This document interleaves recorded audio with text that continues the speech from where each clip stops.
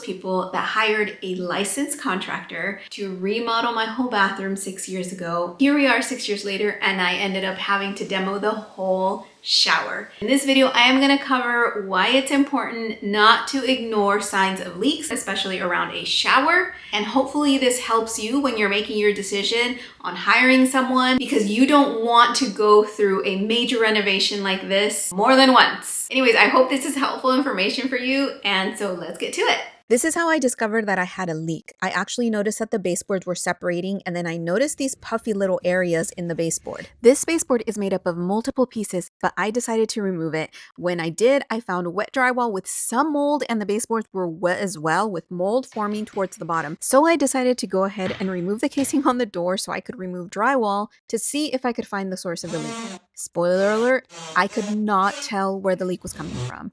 So I hired plumbers to come and take a look for me. They couldn't really tell either, and in the end came to the conclusion that the gasket around the valves was not sealing well and water was seeping into the wall through the gaps. They caulked around the valves and charged me $400. But here's the deal. I was not convinced that that was the issue, especially because a couple of weeks after the plumbers left, I noticed water was seeping up through the shower floor even though we weren't using it. I reached out to one of my contractor friends and he told me it sounded to him like it was a fail in the shower liner.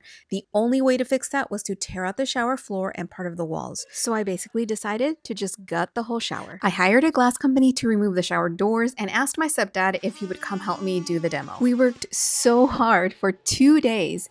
There were a few small details left that I ended up demoing myself later, but we also needed to load up the demo trash and take it to the landfill so we could free up space and so my family could still use the rest of the bathroom.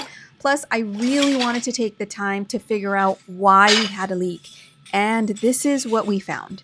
Here's a picture of the corner where the main leak was. So they used a PVC liner, which is fine, but they had to cut the liner to fit this wonky corner, and then they did not seal the corner or flatten out the liner, so it's got these little waves, which are perfect for water to get behind the liner. They did the same thing on the opposite corner, which was also leaking, as well as the area where the shower seat was. This corner was actually pretty gross. When we demoed the shower seat, we noticed the cement and the cinder blocks were wet, and there was mold on the insulation. No red guard was used on the cement board other than the front of the shower seat. Oh, and the drain. It was basically being held on there by gravity, not actually attached to the drain pipe. Before I show you the nastiness we found under the liner, I'm going to give you fair warning because it was gross.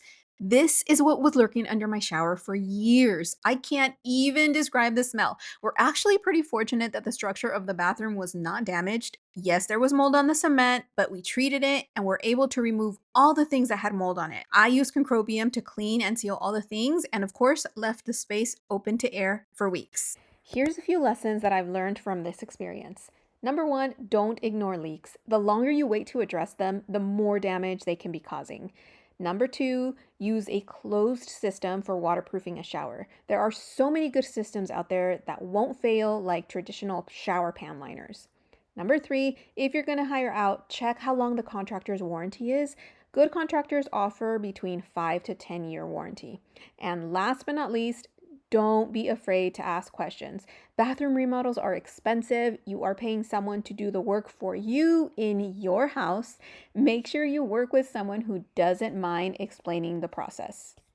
The biggest lesson I've learned through all of this is that you can't control everything. This work was done by a licensed contractor. I checked references, interviewed multiple people, and did everything right, quote unquote, and it still happened. I'm incredibly grateful that I've been able to take on most of this remodel myself. And for the people on YouTube who genuinely want to teach, a special thank you to Isaac from The Tile Coach. I was pretty overwhelmed about doing this on my own, and his guidance and kindness made a huge difference. I hope sharing this helps someone else. Even if you never plan to tackle a project like this yourself, you can still learn from my experience, ask better questions, check the work being done, and hopefully avoid a situation like mine. I will be sharing more videos about this build in the coming weeks, so if you want to learn a little more detail about how I built this bathroom back up, make sure you subscribe. Happy DIYing!